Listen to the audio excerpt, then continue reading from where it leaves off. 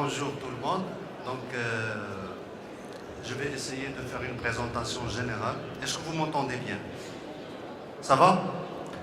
Sur le CSP, ce qu'on appelle Concentrated Solar Power, l'énergie solaire concentrée, ou bien Concentrating Solar Power, concentrer l'énergie solaire. D'une manière simple, CSP, donc les technologies, les applications et stockage thermique. Donc, c'est une présentation tout public. Je sais que le public est hétérogène. Il y a un peu de détails techniques, mais je vais essayer de les simplifier au maximum, comme ça tout le monde peut comprendre. Si vous ne comprenez pas quelque chose, des questions à la fin. Je suis à votre disposition. Et la présentation sera sur le site web de RENET, qui peut être téléchargé par la suite. Alors, on va d'abord parler des généralités, les principales technologies du CSP, les technologies des centrales hybrides et le stockage thermique, les avantages et inconvénients, le coût de la production et l'évolution des capacités à travers le monde, comme il a été dit par Mustafa Hayata tout à l'heure. Alors, avant de commencer, donc, on va d'abord situer le CSP comparativement aux autres systèmes solaires, comme ça comprendre son domaine d'application. Pour les systèmes solaires à basse température inférieure à 100 degrés, les utilisations principales, c'est le chauffage d'eau, piscine, eau sanitaire, etc. Le chauffage de bâtiments.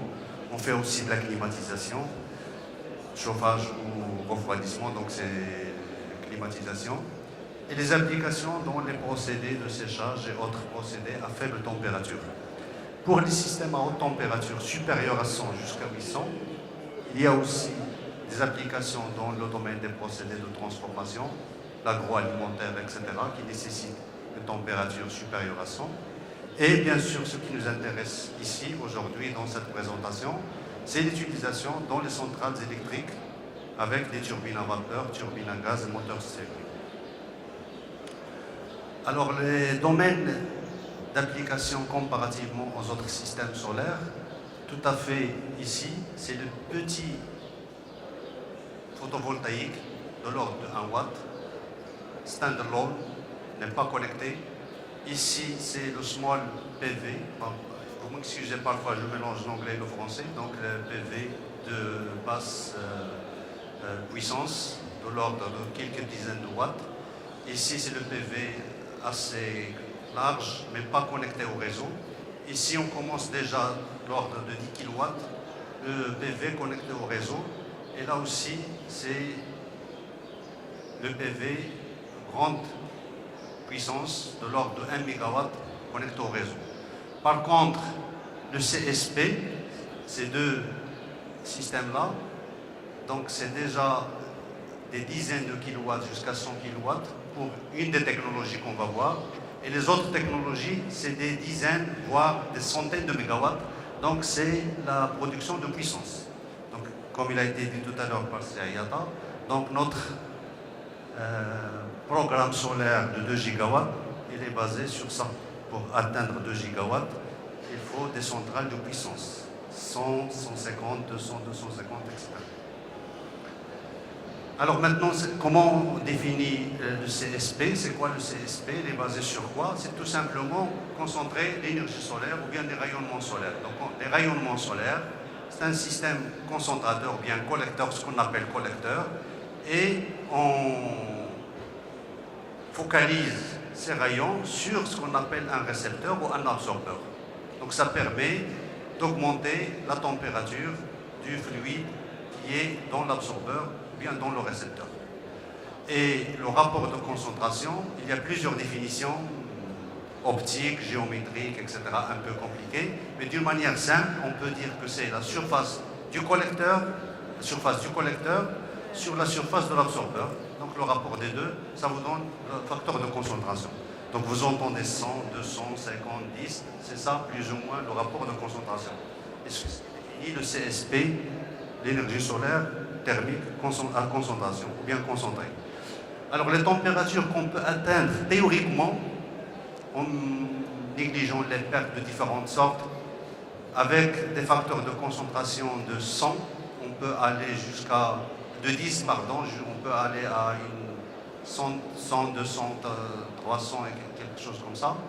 avec des facteurs de concentration de 100, on peut déjà atteindre pratiquement 900 000 degrés. Et bien sûr, théoriquement, on peut aller jusqu'à 2000 degrés, 3000 degrés, mais dans la pratique, c'est impossible parce que les matériaux ne peuvent pas résister à ces températures. Alors, les 4 principales technologies du CSP, il y a ceux qui sont basés sur les collecteurs cylindro-paraboliques, ceux qui sont basés sur les collecteurs ou bien les réflecteurs miroirs Fresnel linéaires et la tour solaire. Le 4e système, c'est le moteur Stirling. C'est basé sur un héliostat sous forme de parabole qui concentre le rayonnement sur un moteur qui produit de l'électricité directement, sans fluide caloporteur. Alors que les 3 autres utilisent des fluides caloporteurs d'une manière indirecte. On produit l'électricité à travers un cycle thermodynamique, comme je vais expliquer tout de suite. Donc les 4 technologies sont les suivantes. 2, les cylindro-paraboliques, les miroirs Fresnel.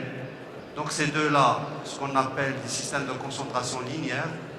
Donc le collecteur sous forme d'un tube linéaire, ici et ici. Par contre, la tour et la parabole, ce sont des systèmes de concentration ponctuels. Donc on concentre tous les rayonnements sur un point. Ce n'est pas un point mathématique, c'est un point, c'est-à-dire une petite surface. Ici, c'est quelques mètres carrés, et c'est quelques dizaines de centimètres carrés. Ce qui donne des rapports de concentration très élevés ici. Et ici, des rapports de concentration de l'ordre de 100 à 200, la même chose ici. Alors, en gros, on peut résumer les 4 technologies de fonctionnement. Donc, vous avez les collecteurs, avec ce qui est en jaune, orange, les récepteurs pour chaque système. Alors, le récepteur, il y a un fluide thermique, et ce fluide thermique, soit il est stocké, soit il est utilisé dans un bloc thermodynamique, un bloc de production d'électricité, comme dans une centrale classique. Donc, une fois que nous avons de la vapeur, on produit de l'électricité comme dans une centrale classique à charbon, gaz naturel, fuel, etc. D'accord? Alors, ça c'est un schéma un peu plus détaillé. Donc, vous avez le champ solaire et avec ou sans stockage, donc c'est optionnel. Donc, il y a des systèmes qui fonctionnent avec stockage pour travailler la nuit ou quand il n'y a pas de soleil. Et il y a le transfert de la chaleur vers la vapeur, vers l'eau qui se vaporise, et on a un cycle thermodynamique de production d'électricité classique. Donc ça c'est un bloc, c'est pour cela qu'on l'appelle le système solaire thermodynamique, parce qu'il est basé sur ce bloc thermodynamique. Et le reste, c'est le champ solaire. Alors, je commence par la première technologie, les collecteurs cylindro-paraboliques. Donc, les éléments, ce sont sous forme de parabole, une partie de parabole qui a l'air d'un demi-cylindre, mais en réalité, ce n'est pas un demi-cylindre, juste une partie de parabole. Et le rayonnement, il est concentré sur le collecteur, sur le récepteur, pardon, où il y a un fluide thermodynamique. On va voir par la suite quels sont les différents types de fluides qui sont utilisés. Et ces aimants-là, ils sont en série pour atteindre la température désirée. Et pour atteindre la puissance désirée, on met plusieurs de ces collecteurs en parallèle. Donc en série et en parallèle. Donc ça nous donne un champ comme ça, en construction. Donc plusieurs éléments en série, en parallèle, jusqu'à ce qu'on obtienne la puissance qui est désirée. Alors ça, c'est un champ de construction aux États-Unis. Et ça, c'est une photo du champ de Ouelzazat qui est en cours de construction. Alors, je reviens au collecteur, donc les différents éléments. Il y a le miroir sous forme parabolique avec des facteurs de concentration qu'on a définis tout à l'heure de l'ordre de 50 jusqu'à 100, ça peut aller au-delà. Un système de tracking de suivi à un seul axe, Donc cette parabole, il tourne comme ça, d'accord, un seul axe. L'absorbeur où il y a un fluide thermique. Alors, dans ce système, on peut atteindre des températures jusqu'à 400 degrés Celsius si on utilise du fluide thermique, de l'huile synthétique par exemple, et des systèmes de conduite, de collecte de fluide thermique avec un calorifugage, et bien sûr les structures et supports métalliques. Donc, ça paraît négligeable cette partie-là, mais si je vous dis que pour une centrale de 100 MW, il y a des centaines de tonnes de structures de charpente métallique, ce qui fait augmenter le prix de construction. Il y a des recherches pour rendre même ce système-là économiquement intéressant pour que le prix global de la centrale soit intéressant. Parce que pour les systèmes solaires, le problème c'est toujours le coût. Et il faut essayer de trouver tous les moyens pour réduire les coûts, que ce soit au niveau de la construction du miroir, le collecteur, la charpente, le système de suivi et bien sûr le cycle thermodynamique qu'on va voir dessus. Alors le principe de fonctionnement, donc vous avez le collecteur sous forme de cylindre, enfin cylindre parabolique, et vous avez l'huile ou bien le fluide caloporteur qui est chauffé et qui passe à travers, il échange de la chaleur avec de l'eau pour générer de la vapeur, et cette vapeur est utilisée dans un bloc thermodynamique comme dans une centrale thermique classique, et on peut éventuellement faire du stockage. Okay. Alors le fluide thermodynamique, il y a plusieurs types. Alors le type qui est le plus utilisé, c'est une huile synthétique qui est un mélange de déphényl et d'oxyde de déphényl avec une température maximale de 400 degrés Celsius. Dans ce cas, la chaleur collectée par l'huile est transférée à l'eau à travers un échangeur de chaleur pour produire la vapeur qui va être utilisée dans le bloc thermodynamique. On utilise aussi de l'eau directement comme fluide thermique, heat transfer fluid. Dans ce cas-là, on n'a pas besoin d'échange de chaleur. Le fluide thermique, c'est la vapeur. Il passe directement dans le bloc de génération d'électricité. Donc la vapeur sert comme fluide thermique et aussi pour produire l'électricité. Alors dans certains projets de recherche, on utilise aussi le sel fondu. Vous avez déjà entendu parler. C'est un mélange eutectique, de nitrate de sodium et de nitrate de potassium. Eutectique, ça veut dire c'est un mélange bien défini, avec un pourcentage bien défini, ce qui permet de réduire le point de fusion de ce mélange pour qu'il ne se solidifie pas à température de travail. Et si on utilise le sel fondu, on peut augmenter la température de fonctionnement jusqu'à 600 degrés, ce qui augmente l'efficacité du cycle thermodynamique. Alors comme vous savez, tant qu'on augmente la température du cycle thermodynamique, l'efficacité est meilleure. D'accord? Alors le sel fondu peut atteindre des températures plus élevées que l'huile synthétique et peut être utilisé aussi pour le stockage. Le sel fondu peut être aussi utilisé comme moyen de stockage. Alors ça c'est un exemple d'application. Ça c'est une centrale solaire qui était la première à être construite depuis 16 ans, en 2007. Donc pour la production et non pas des centrales expérimentales ou bien des centrales pilotes pour la recherche. Donc pour la production d'électricité, il a une capacité de 64 MW.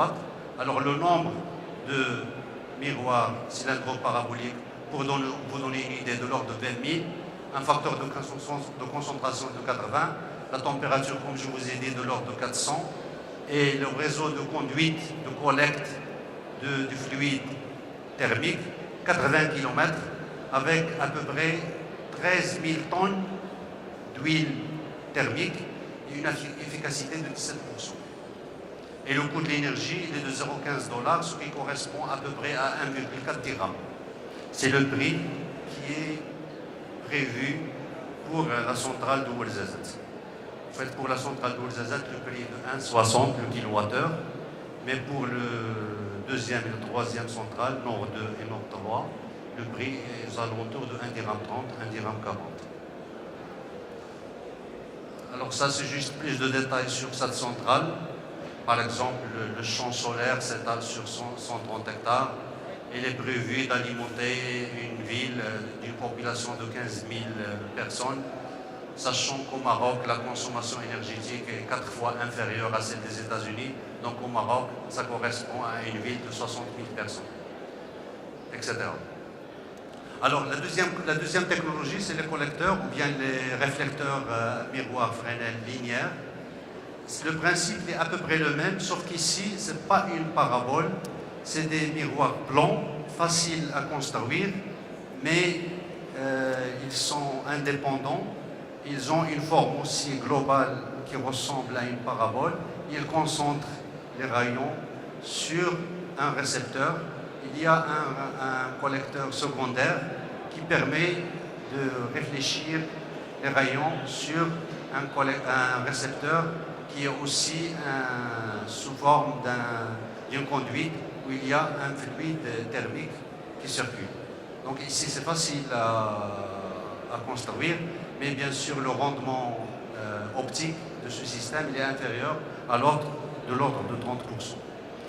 Donc le principe il est le même, donc vous avez le champ solaire, les réflecteurs, un récepteur et la production d'électricité à travers la vapeur. Alors généralement le heat transfer fluid, c'est le fluide caloporteur dans ce genre de système.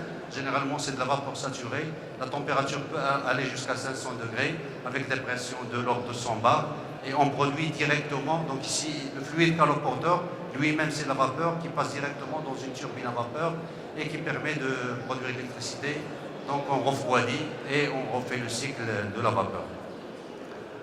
Alors ici un peu plus de détails pour cette centrale basée sur cette technologie. Donc on produit de la vapeur, on passe dans la turbine à vapeur, on génère de l'électricité, on refroidit, on refait le cycle, mais il y a un appoint dans le cas où il n'y a pas de soleil, dans le cas où il n'y a pas de stockage, donc les nuits, si on veut continuer à travailler. Donc il y a une chaudière qui permet de produire la vapeur. À ce moment-là, il alimente directement la turbine et ce système ne marche pas si on est la nuit où il y a des nuages, où il n'y a pas de soleil. Alors j'ai oublié de dire que le système CSP il est basé sur la composante directe du rayonnement solaire, non pas la composante diffuse. Donc il faut qu'il y ait un dégagement du ciel, il faut que les rayons frappent directement les miroirs. D'accord? Donc ça c'est un inconvénient par rapport au système photovoltaïque par exemple. Alors, les avantages des miroirs plans sont plus simples à fabriquer parce qu'ils n'ont pas une forme miroir parabolique, c'est très compliqué. À ma connaissance, jusqu'à aujourd'hui, il y a une seule entreprise dans le monde, c'est en Allemagne, qui fabrique les miroirs cylindro-paraboliques. Par contre, ça, c'est facile à construire, ça coûte beaucoup moins cher. L'infrastructure globale est beaucoup moins importante qu'une centrale à capteur cylindro-parabolique. Les inconvénients, bien sûr, les performances optiques sont inférieures de l'ordre de 30%. Ce qui fait que l'efficacité globale de transformation d'énergie thermique en énergie électrique est de l'ordre de seulement 10 à 12%. Par contre, pour les cylindres paraboliques, c'est de l'ordre de 17 à 20%. S'il y a un stockage thermique, bien sûr, ça augmente. Alors, un exemple, il y a une centrale, petite centrale de l'ordre de 1 MW. Donc, tout ça s'est fait pour des objectifs de recherche et de maîtrise de technologie. En Espagne, il y a une centrale aux États-Unis de l'ordre de 5 MW. Mais maintenant, il y a des projets qui commencent à avoir lieu de par le monde. Par exemple, une centrale de 100 MW est en cours de construction en Inde par Areva. Alors, la troisième technologie, c'est les tours solaires, bien en anglais Power Tower. Alors, les tours solaires, c'est tout simplement des héliostats, donc c'est des miroirs plus ou moins blancs qui reflètent la lumière, ou bien concentrent les rayons solaires sur un récepteur qui est placé en haut de la tour. Et il y a bien sûr un fluide thermique qui permet de transmettre la chaleur soit à la vapeur pour produire l'électricité, soit de l'air.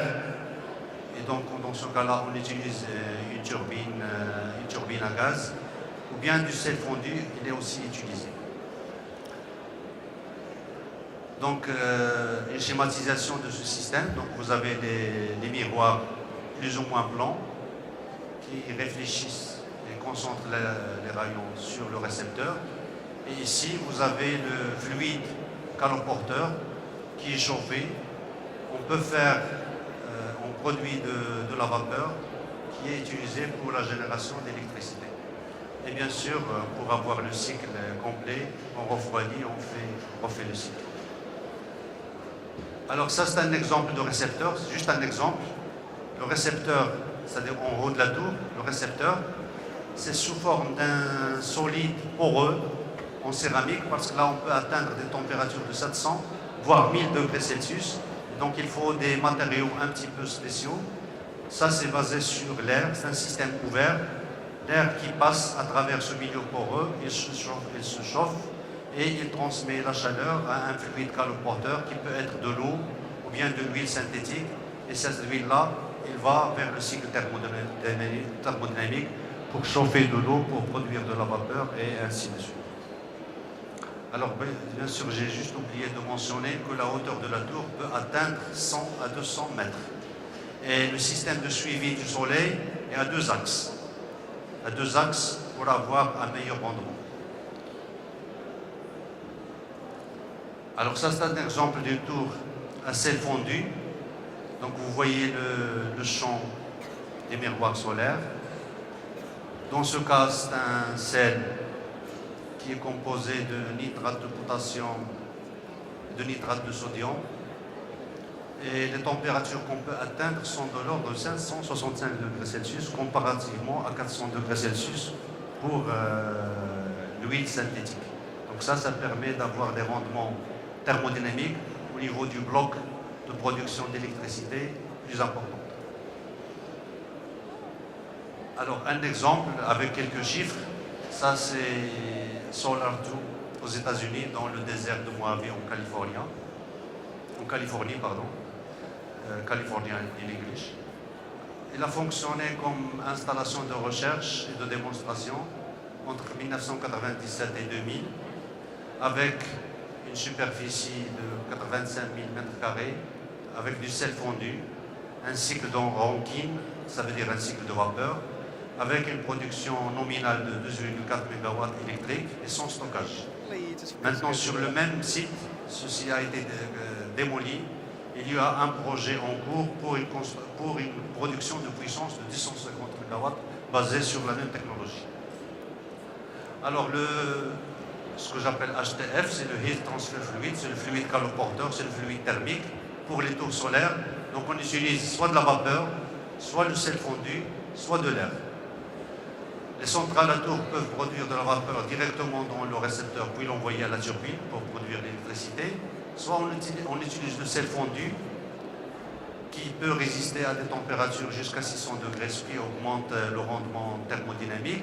Et dans ce cas-là, le sel fondu peut être utilisé comme fluide thermique et comme fluide de stockage.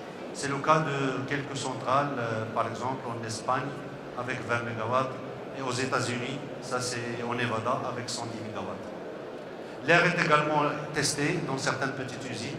Ces petites centrales fonctionnent comme centrales hybrides, c'est-à-dire qu'il y a la composante solaire, mais il y a aussi une chaudière à gaz pour compenser en cas de manque de soleil ou bien pour améliorer le rendement. Alors la quatrième et dernière technologie dans le système CSP, c'est le parabole ou bien le dish Stirling. Dish, c'est le parabole et Stirling, c'est le moteur c'est un système qui est basé sur un fluide à l'intérieur. Donc le chauffage du fluide à l'intérieur permet de faire fonctionner le moteur. Donc ça actionne un arbre qui est lié à un générateur et ça produit de l'électricité directement. Donc ça c'est un système, chaque parabole travaille toute seule, standalone. Donc on peut avoir plusieurs paraboles pour avoir une puissance globale, mais chaque parabole est isolée par rapport au reste. Donc soit on a une parabole bien faite, c'est la forme parabolique, ou bien on approche la parabole, surtout s'il y a de grandes dimensions, avec des petits miroirs plus ou moins plans qui globalement donnent une forme parabolique. Et ça, c'est le moteur Stirling. D'accord? Donc cette technologie utilise un moteur Stirling, un dispositif qui fonctionne avec de la chaleur en tant que combustible, ce qu'on appelle la combustion externe. Lui, il a besoin uniquement de la chaleur. Et voilà comment ça fonctionne. Donc le rayonnement solaire concentré qui arrive de la parabole, ça actionne un système de piston qui permet de transférer la chaleur d'une chambre à une autre. Et ça fait actionner un arbre qui fait fonctionner un alternateur. Et par la suite, il y a génération d'électricité. Donc d'une manière simplifiée.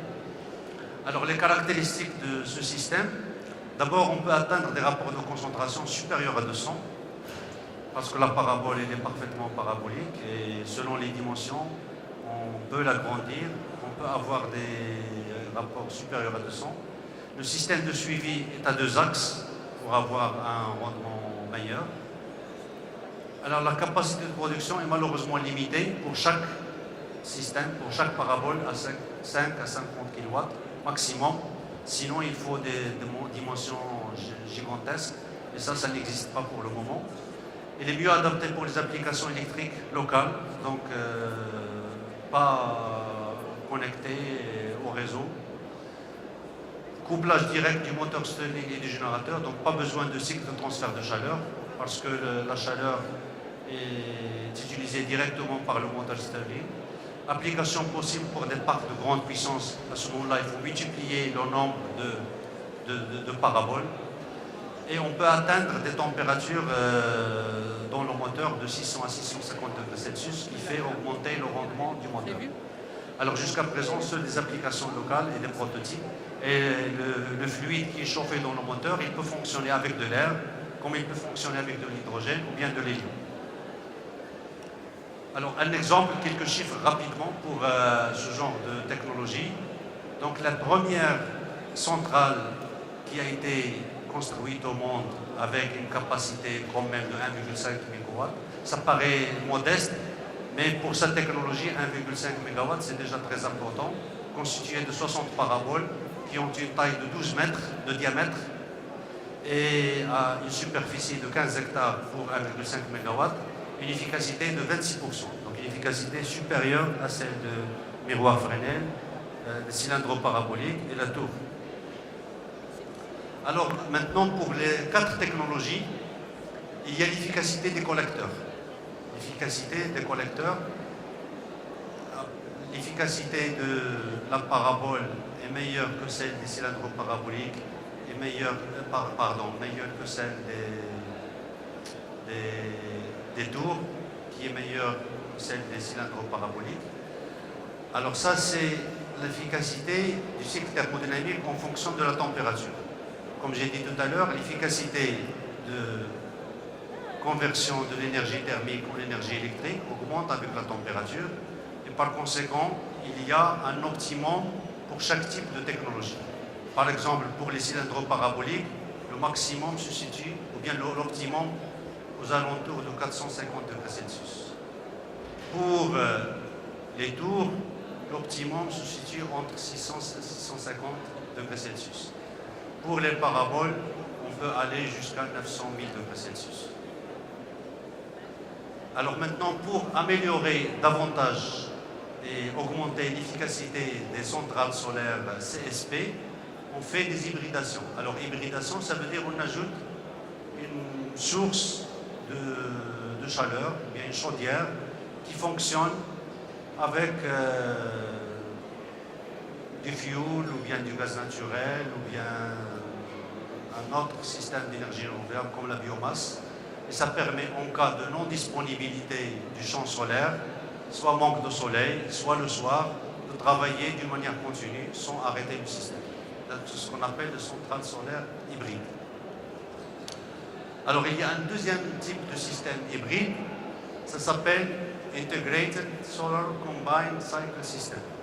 Alors ce système il est basé sur une turbine à gaz dont les gaz d'échappement sont à haute température, à 600 degrés, qui peuvent être utilisés dans une autre turbine à vapeur, et ça permet de chauffer davantage le fluide thermique qui provient du champ solaire. Donc on produit de l'électricité directement. Les gaz d'échappement sont utilisés pour chauffer encore plus le fluide thermique qui provient du champ solaire. Et donc nous avons deux cycles. C'est pour ça que ça s'appelle cycle combiné. Alors ça permet d'atteindre des rendements très élevés. Alors maintenant, d'une manière rapide, les avantages et inconvénients des systèmes hybrides. Les avantages, ça permet l'utilisation supérieure de l'autorisation centrale, facteur de charge élevé, c'est-à-dire s'il n'y a pas de soleil, on peut travailler directement avec la turbine à gaz, directement. L'efficacité économique plus élevée par rapport au système 100% solaire, bien sûr, parce que le système 100% solaire, s'il n'y a pas de soleil, ça ne marche pas. Par contre, ici, on fonctionne avec les deux. Et les émissions de CO2 sont inférieures à celles des centrales à 100% fossiles. Les inconvénients, le système est plus complexe du point de vue régulation, contrôle, commande, etc. Comment faire, comment régler pour que les turbines fonctionnent toujours dans les mêmes conditions. Et bien sûr, il y a présence d'émissions de CO2 puisqu'on utilise le gaz naturel ou bien un autre type de combustible pour le cycle combiné, ou bien de l'hybridation. Alors maintenant, le stockage. Alors pour améliorer les rendements des centrales CSP, alors qu'est-ce qu'on fait? On a dit il n'y a pas de soleil la nuit, il y a des jours où il n'y a pas de soleil. Alors qu'est-ce qu'on fait? On fait un stockage dans des réservoirs. Donc on va voir différents types de stockage. Et dans ce cas-là, le système il est un peu surdimensionné par rapport aux besoins de la turbine pour stocker durant la journée l'excédent. Donc on stocke l'excédent et le soir, on utilise cette énergie thermique qui est stockée dans ces réservoirs pour produire l'électricité. Donc il y a des systèmes de stockage de 3 heures, de 4 heures, 5 heures, 6 heures, ça dépend de votre investissement, ça dépend aussi de votre dimensionnement initial. Alors généralement, donc ça c'est un schéma typique d'un système de fonctionnement d'une centrale solaire CSP avec stockage d'énergie. Donc durant la journée, s'il y a suffisamment de soleil et de rayonnement direct, donc on travaille directement avec l'énergie solaire et l'excédent il est stocké. Et cette énergie stockée, elle est utilisée ici quand il n'y a plus de soleil. Donc ça c'est la journée. On travaille par exemple de 6h30 ou 7h jusqu'à 18h, 19h. Ça dépend dans quel pays on est, ça dépend de la saison, ça dépend de beaucoup de choses. Mais ça c'est juste un exemple. Donc on utilise l'énergie qui est stockée, ça dépend combien on a stocké, est-ce que c'est suffisant pour 3 heures, 6 heures, etc. Il y a maintenant des stockages qui vont jusqu'à 10 heures, 12 heures. Et quand cette énergie thermique stockée est épuisée, on utilise un combustible fossile pour que l'installation fonctionne, si on veut qu'il fonctionne 24 heures sur 24 heures. Alors, maintenant pour les différents types de stockage, donc je vais parler de 3 types rapidement. Il y a des stockages, ce qu'on appelle indirect à 2 réservoirs. Donc un réservoir à basse température, un réservoir à haute température. Il y a un échange de chaleur avec le fluide thermique qui provient du champ solaire. Donc il chauffe le fluide de stockage qui passe du réservoir à basse température vers le réservoir à haute température.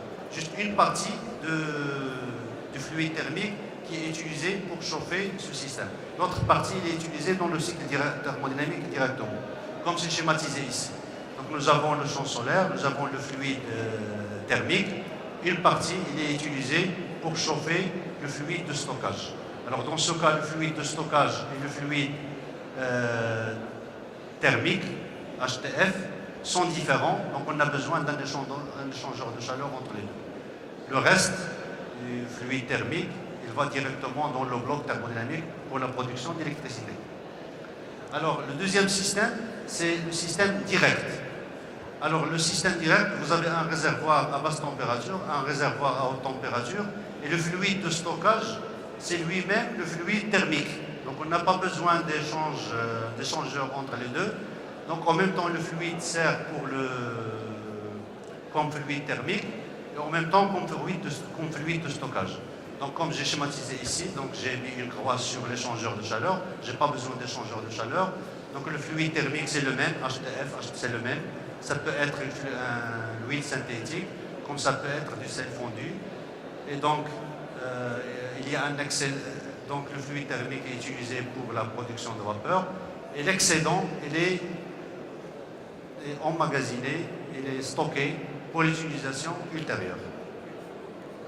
Alors le troisième type de système qui est utilisé, c'est ce qu'on appelle réservoir unique, thermocline en anglais ou bien thermocline en français. En fait, c'est un lit rempli de particules de sable, de silice ou de céramique, et ça permet de retenir la chaleur dans ce lit. Donc les roches ou bien les particules solides retiennent la chaleur. Par exemple, si on a le fluide thermique qui est de l'air, l'air il rentre par ici et il passe à travers le lit et ça permet de chauffer le lit et il sort à température pratiquement ambiante. Dans le cas où on veut utiliser le soir, ou bien si on veut utiliser cette énergie thermique stockée, on fait passer l'air ou bien le fluide thermique dans le sens inverse et ça permet de dégager la chaleur et le fluide thermique il est envoyé vers le cycle thermodynamique. Il reste 2 minutes. OK. Alors les avantages d'une manière générale du CSP, c'est que ça ressemble aux centrales électriques traditionnelles avec le cycle thermodynamique, avec le bloc thermodynamique. C'est exactement la même chose. On peut même prendre une centrale thermique classique et ajouter un champ solaire. C'est aussi simple que ça. Alors les centrales peuvent être construites en petite taille et revampées en cas de besoin. Revampées, c'est-à-dire augmenter la capacité, c'est-à-dire ajouter des collecteurs solaires. Bien sûr, pas d'émission de gaz à effet de serre, donc j'essaye de faire rapidement parce qu'on m'a dit que le temps est presque terminé. Alors avec le stockage thermique n'influence pas beaucoup sur le coût de génération, surtout au niveau de fonctionnement. Bien sûr, il y a un investissement initial et la taille de la centrale à vapeur sans stockage n'est pas augmentée lorsque le stockage est ajouté. Donc on prend la centrale, il n'y a pas de modification. S'il est dimensionné initialement sans stockage, on ajoute le stockage et on stocke l'énergie thermique et on l'utilise quand on a besoin. Donc il n'y a pas de modification à faire. Donc ça, c'est une souplesse qui est très importante. Et ça permet aussi à la génération de correspondre au profil de charge, comme je vous ai expliqué dans le schéma général. Alors les inconvénients, c'est investissements initiaux relativement élevés pour les concentrateurs et le stockage. Et l'inconvénient dont j'ai parlé tout à l'heure, c'est que ça utilise uniquement la composante directe du rayonnement solaire.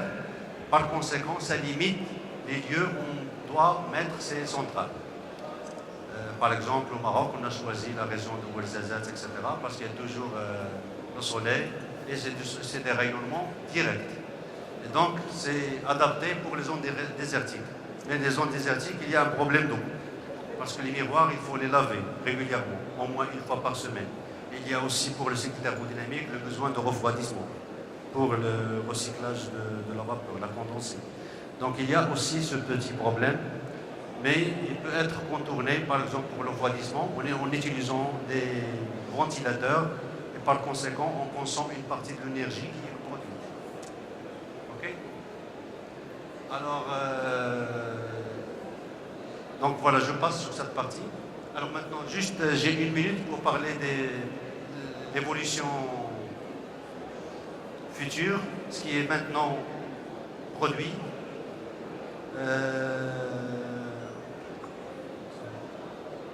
Alors je veux juste dire que jusqu'à 2014, fin 2014, donc début 2015, il y a 4 gigawatts qui sont installés. Et bien sûr, au Maroc, il y a 2 gigawatts qui sont prévus dans les 15, j'espère 10-15 prochaines années. Je passe sur ça. Alors ce qui est prévu dans le futur, vous voyez, jusqu'à 2050, on prévoit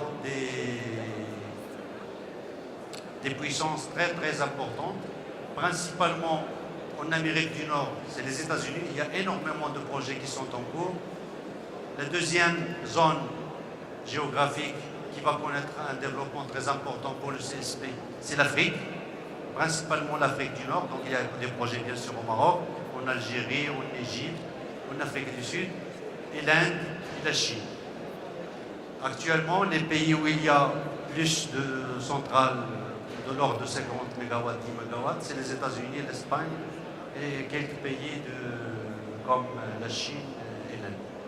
Alors pour le développement industriel, pour le moment, le stockage, si on augmente le stockage de 7 heures, on peut avoir une disponibilité ou bien un facteur de charge de fonctionnement des installations à 45%. Si on augmente le stockage à 14 heures, on peut atteindre les 70%. Le stockage avec hybridation, on peut pratiquement fonctionner 24 heures sur 24 heures sans arrêt. Alors maintenant le coût, donc j'ai 2 slides qui restent. Alors comparativement aux autres systèmes photovoltaïques, hydrauliques, etc., le CSP il est situé ici, mais ce qui nous intéresse, alors la dimension de ce cercle, ça correspond à la capacité, donc il y a des petites capacités, grandes capacités. Ce qui nous intéresse, c'est l'évolution entre 2010 et 2014. Il y a une diminution du coût du kilowattheure de 30%. Et c'est la diminution la plus importante comparativement aux autres technologies. Alors maintenant, si on regarde les projections en 2020, les spécialistes prévoient une diminution similaire entre 2013 et 2020 de 30%, ce qui permet d'avoir un coût du kilowattheure de 6 centimes. De 6 centimes. 6 centimes de dollars.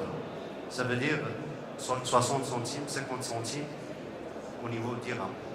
Ce qui est pratiquement proche du kilowattheure produit par l'énergie fossile classique. Voilà, donc je vous remercie et